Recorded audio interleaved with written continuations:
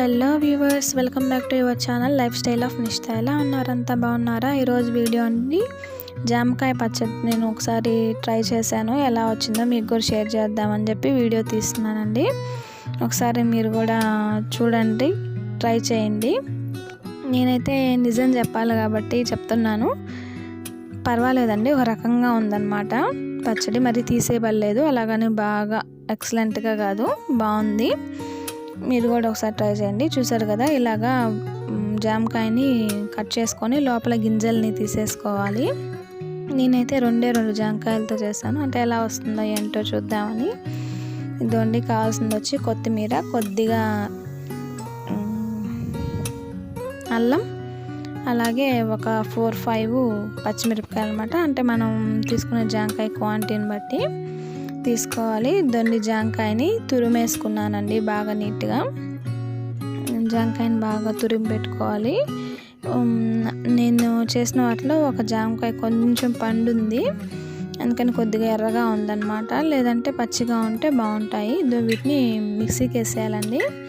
చూస్తున్నారు కదా, కొత్తిమీర కొంచెం ఎక్కువే తీసుకోవాలండి. తర్వాత పచ్చిమిరపకాయలు చెప్పాను కదా, ఒక 5-6 తీసుకున్నాను నేను. నెక్స్ట్ కొద్దిగా అల్లం, అలాగే కొంచెం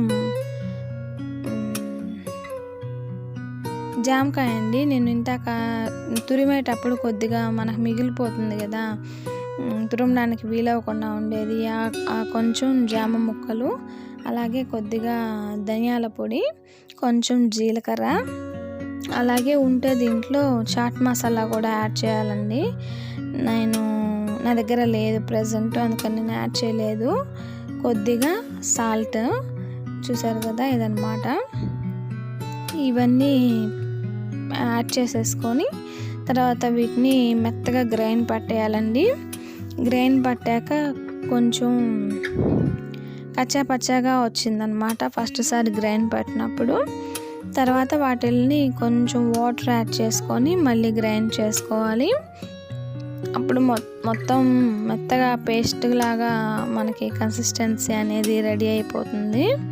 ఇదండి చూసారు కదా, ఇలాగా వచ్చేస్తుందండి. ఇప్పుడు దీన్ని నేను గిన్నెలోకి ట్రాన్స్ఫర్ చేసేసుకుంటున్నాను. ఇదండి చూసారు కదా, ఇలాగా చేసేసుకున్నాను. తర్వాత ఉప్పు, కారం, ఒకసారి కారం అయితే సరిపోతుంది. ఉప్పు ఏదైనా కొంచెం తక్కువ అయితే మీరు యాడ్ చేసుకోండి. తర్వాత తురిమి పెట్టుకున్నటువంటి జామకాయని మిక్సీలో వేసుకున్న కన్సిస్టెన్సీలో కలిపేయాలి మొత్తము. తర్వాత కొద్దిగా ఒక నిమ్మ చెక్క పిండాలండి. ఎందుకంటే ఉప్పు కారం ఉంది, పులుపు కూడా పడితే కదా అది పర్ఫెక్ట్గా ఉండేది. అందుకని అన్నమాట. ఉప్పు, పులుపు, కారం, వగరు, ఈ జామకాయ ఫ్లేవరు అంతా బాగుంటుందన్నమాట. ఒక పూర్తి నిమ్మ చెక్క పిండేసుకున్నాను నేనైతే.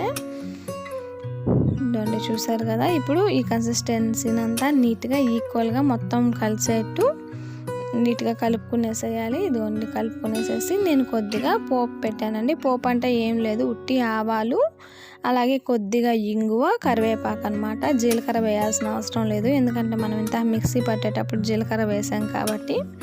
ఇదనమాట. ఒకసారి మీరు తప్పకుండా ట్రై చేయండి. ఎలా వచ్చిందో కామెంట్ బాక్స్లో కామెంట్ చేయండి.